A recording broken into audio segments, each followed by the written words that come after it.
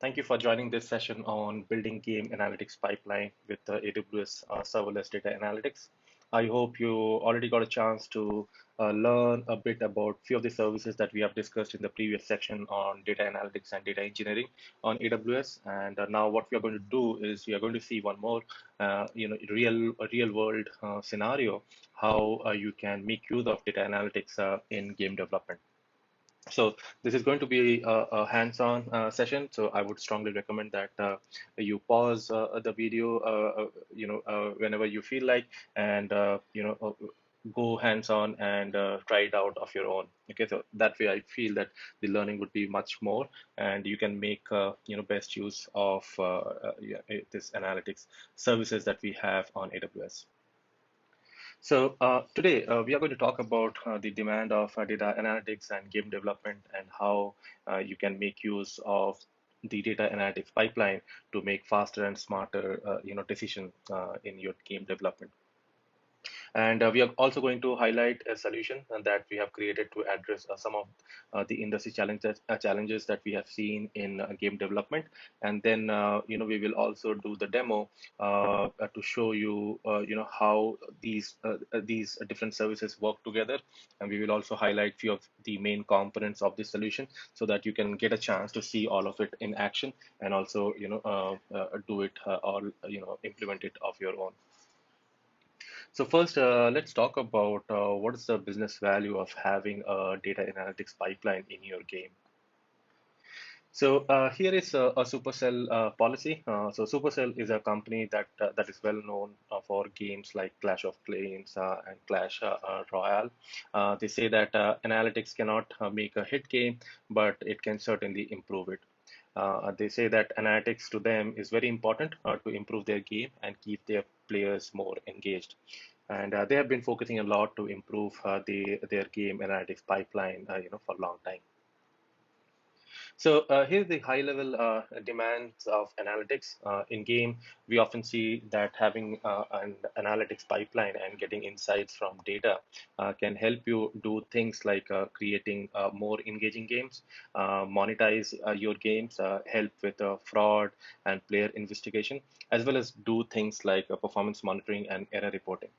So, for example, let's say you instrument your game to emit telemetry data of where player death occur on a map. You can use this telemetry data to create a heat map and use some visualization, which would help you to see where player death occur and which at which level, and that will help you to identify, what level and what should be the level design of your game. So you get an opportunity to enhance your level design in your game. So let's try to understand how we can build a serverless analytics pipeline for game development or game tech. So at its core, analytics for game are similar to analytics for any other application in different industry. You measure and track the data element to monitor performance, understand customer satisfaction, monitor sales, and so on. But what differs is majorly depends on the size and maturity of your game company, as analytics may not be the core competency. So now we are going to talk about how you can build the analytics pipeline and do it in a serverless fashion. And since it's serverless, you don't need to have a dedicated expert to manage all the servers and infrastructure around you.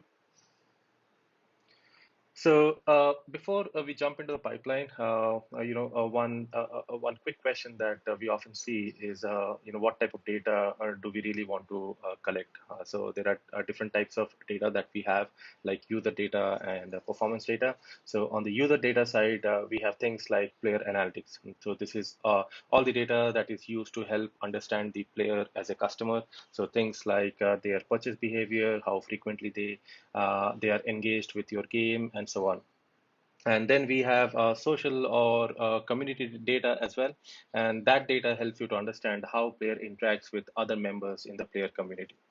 Now, on the other hand, we have performance data where we have wait times and delays. Like no player will want to wait around the matchmaking lobby for more than 20 minutes, right? So, if you are developing a latency-sensitive game, such as a first-person shooter, you need to pay close attention to the end-user latency that they might experience. So, as discussed in the previous part, it is important to understand, the four key components that make up the analytic pipeline. And we are going to look into all of these four components one by one. And this would be a kind of a revision of what we have learned so far. And we will also see which AWS service can help us to, implement all of these in their respective phases. So let's start talking about the ingestion phase or the ingest phase, and how we can ingest data from your game client or game servers to AWS.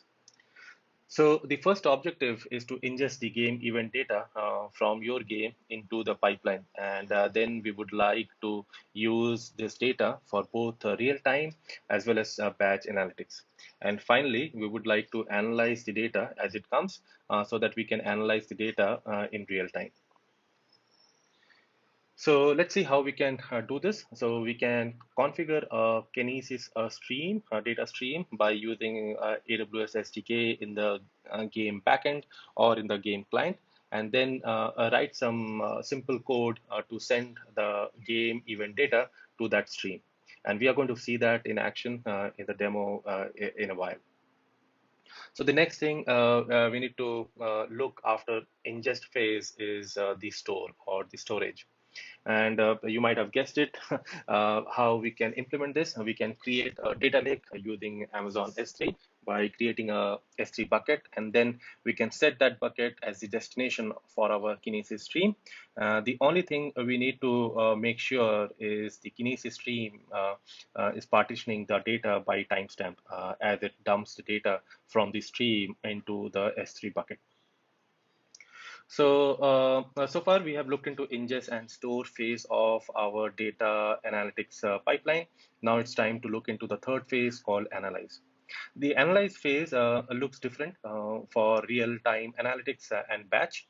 For real-time or near real-time, this has been done in flight. And we have seen this in the previous part, how we can do so using Kinesis data analytics. But for batch, we need to figure out how much data we should have at minimum before processing it, and possibly transform it into a more usable format so that we can visualize that data later on to get more meaningful insights. And how we can do this, we can categorize the data in S3 bucket using a glue crawler, which will automatically discover the data and catalog how it is structured. And then we can make use of this automatically generated code to define the data transformation jobs. And this we have seen in the previous demo, if you remember, where we created an ETL job where the data got converted from a CSV to Parquet. And similarly, in this case, we might create an ETL job that converts the data into a compressed format. And also, we may like to change some of the fields. For example, we can combine kills and deaths into a single field called, and we may call it as a K by D ratio, right? So we can always do such transformation. And finally, we can set a scheduler so that these jobs run daily without any manual intervention. And we might not know, what data is living in our data lake or S3 bucket, as other developer might be sending logs to the Kinesis stream that we do not know about. And in the past, we had to manually look through our data or ETL them into a database or data warehouse first before querying it. Which is a pretty expensive and cumbersome process, both in terms of time and cost. And the solution that we provide, or we propose rather, is to use Amazon Athena, which is an interactive query service which lets you use simple SQL queries against your data sitting in S3. And we have seen that in the previous section, but we are going to see that in the context of game development analytics pipeline as well. So finally, after all the hard work, we have arrived at our final goal, and that is visualization. And this is where all the work pays off, and we actually get to see these results and generate some nice graphs, reports, and dashboard. And for this, we may go with Amazon QuickSight for our dashboard. I'm sorry about the font. I guess I just messed it up. It was white, but it suddenly got turned black due to some, weird reason. I guess I just copy pasted from some other slide.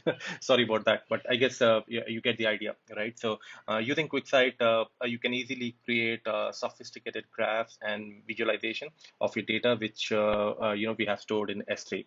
Not only that, we can make use of QuickSight's pre-built forecasting, anomaly detection, and ML generated reports to do things like forecast players spend, spot potential churn, and so on. And this we can do it in a daily basis without any hindrance. All right. Now that we have learned a bit about the architecture, let's jump into the demo and see, how we can implement this. Okay, so now that we have looked into the whole game analytics pipeline, it's time to get little deep and see how we can implement that. So this is the game analytics pipelines landing page. I would strongly recommend you to go over this page. There are a lot of meaningful informations here, and we have also touched upon all the services that this particular solution involves. So you can get a better feel of how all these different services talk to each other. There is also a source code link available, which I'm going to use for this particular demo, and I would strongly recommend you to go over that. So to start off with the demo, what we need to do is we need to launch uh, the CloudFormation template, which will help us to create this whole implementation of this game analytics pipeline stack. So we can click on launch in AWS console. So this is the CloudFormation template, which will create all the resources that is needed for the game analytics pipeline. So we can click on next, and we can give some name, maybe game analytics stack, and we can click on next, and we can keep everything as default, and again click on next.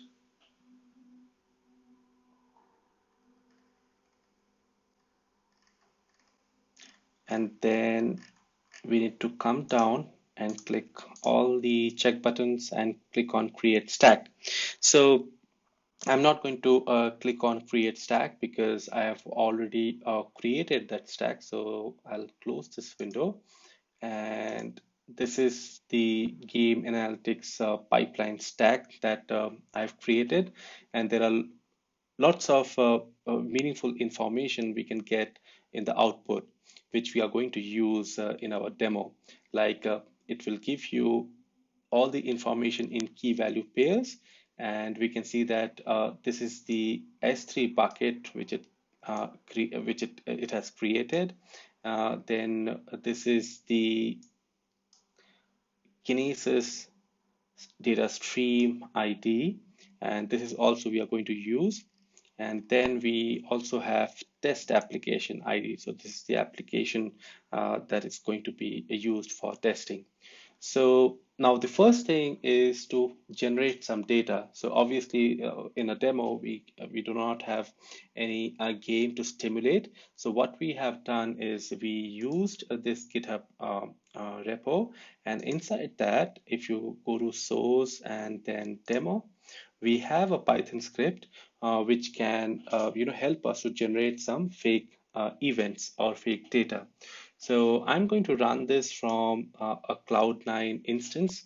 So if you're new to Cloud9, so AWS Cloud9 is a fully integrated IDE in the cloud. So basically, you can write your code and deploy applications from there from the cloud. So I have already cloned that repo, and this is the script which we have just seen. And this script takes a couple of parameters. So we need to mention that which region we need to deploy this. And for our demo, we are doing this uh, in US East 1. And we need to mention the stream name as well as the application ID. So if you remember, we have just seen that the stream name can be found in the CloudFormation Stack output um, window. So let's search for that. So this is the Kinesis stream ID, and this is the test application ID. So I've just copied these two beforehand, and we can press enter. So what is happening now is basically this particular script is pushing records to the Kinesis data stream.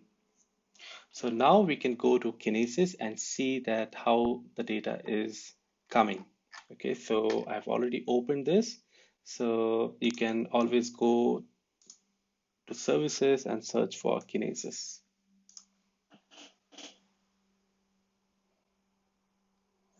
And we can click on Kinesis stream. And this is the stream that we have mentioned. So let's click on this.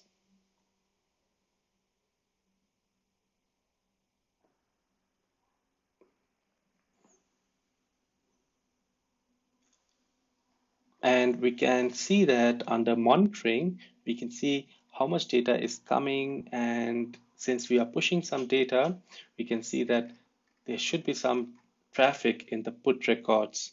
So as you can see that we have some records coming into the stream. So, so this is how the data is coming to the Kinesis stream, and now from Kinesis stream, the data is being pushed to delivery stream in Firehose.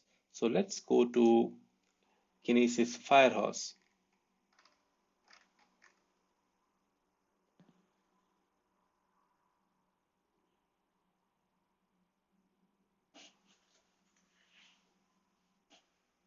So here we can see that there is one Kinesis data Firehose delivery stream. So basically, the data is getting generated from that Cloud9 instance, and that data is coming to Kinesis data stream, and from there the data is coming to data Firehose. So if you scroll down and see the source, you can see the source is nothing but the Kinesis data stream, and it is doing some transformation using some Lambda function. If you're interested to know more, you may like to read the developer guide in the landing page to understand how and what transformation it is doing. As you can see here, it converts the data into an Apache Parquet format, which is a columnar storage, which is very, very efficient in terms of performance. And ultimately, the transformed data is stored in an S3 bucket. So let's see how the data looks like inside that S3 bucket. So this is the S3 bucket. And if we go to raw events, we see that the data is partitioned with time. And let's see that how the data looks like. So these all are the raw data that is being saved in a Parquet format. So now that data is stored in S3, we can use Athena to query. So I've already opened Athena in a different tab.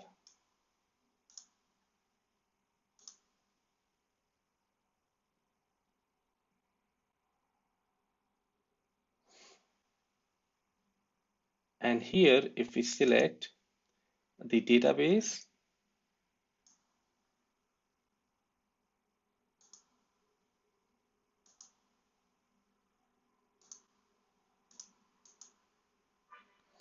we would be able to see the table or the schema. So now if we run this query, you can see that It says what type of events, what is the event name, like login or login failure, etc.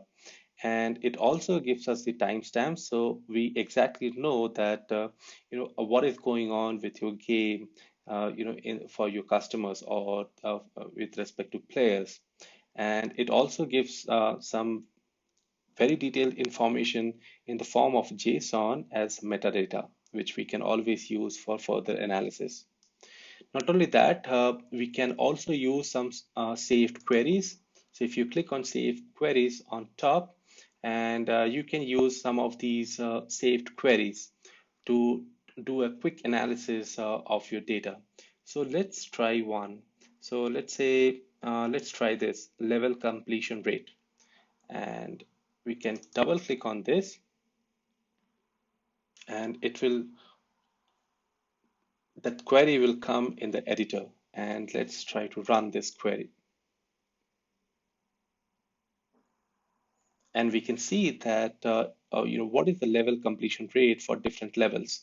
So as the level number suggests, level 5 should be the toughest one, right? So we see that the level completion rate is relatively less with respect to level 1, which is the maximum, which is surely not a surprise. So this is how you can run queries and on your data on S3 using Athena. So we have used some sample queries, but you can always write your own SQL queries to query your data. So lastly, what I would like to show you is how you can use QuickSight to make charts and dashboard. So I have already opened QuickSight in a different tab. So here we can click on, if you're wondering how I came here, you can go to the console and you can search for QuickSight, this, and you can just click here. So once you are in this home page, you can click on new analysis and then new data set. And we need to select Athena because that is the source for our data. And we are going to give some data source name. So let's say demo game tech, and we need to select the Athena workgroup. So by default, it will be primary, but we need to change it to this workgroup. And this is a workgroup which the CloudFormation stack will create for you, and which would be very much dedicated for this purpose. So let's click on create data source.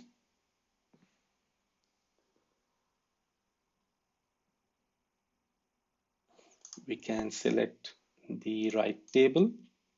So if you remember, this is exactly the same table, database and table we have used while running an ad hoc query on Athena. And we would like to use a direct query. So we can always use Spice for quicker analysis, but for now, we can go with this. And here we can see that there are different fields, and we can also add our own custom fields or other fields that we would like to. So let's try to add one field, and it would be map ID. And let's click on save.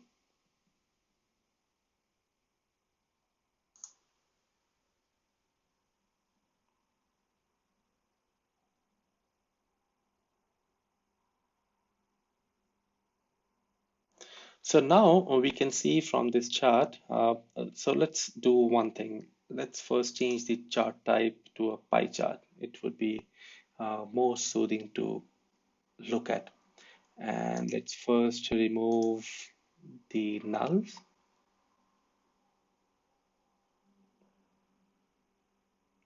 Sorry.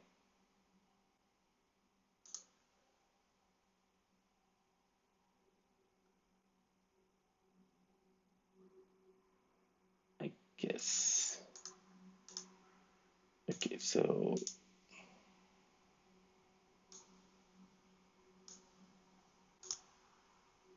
yeah.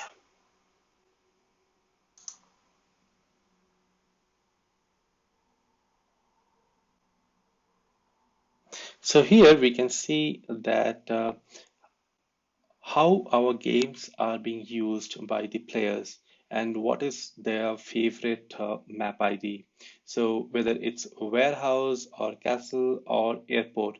So quick, it's very easy to visually see that what is actually being used by your end customers or players and where you should focus. So by this, we can see clearly see that in our game, the maps which are in the warehouse, those are much more popular with respect to the maps which we have for airports. So maybe we would like to focus on other maps, or maybe we want to focus on the maps which are being predominantly used. So this is just a small example that I just thought to show you, but you can do a lot of different visualization and create dashboards, and you can write your own filters and generate some meaningful information which can help you to take some very critical business driven decisions for your game development. So that's all for this demo today. And I would highly encourage you to go over this page. And it has all the information that we have discussed today in the talk, and also the demo that we have just So seen. much for your time attending this session and going over the demo. I hope you learned a bit about different services that we have in data engineering or data analytics, in general, and you got some insights about few of the services. We have not covered all the services and different use cases, but the idea of this particular series is to give you an intuition about a few of the core services that people generally use or you may use as a data scientist or data engineer. And feel free to build and come up with your own solution for your own problem and share it with us. I'll be very much happy to help you out whenever you feel that I can. Feel free to reach out to me over LinkedIn or Twitter. I'm not that active in Twitter, but you can always send me a message. I'll be very happy to respond to you. Okay, so with that, thank you so much. You have a great day ahead and happy learning.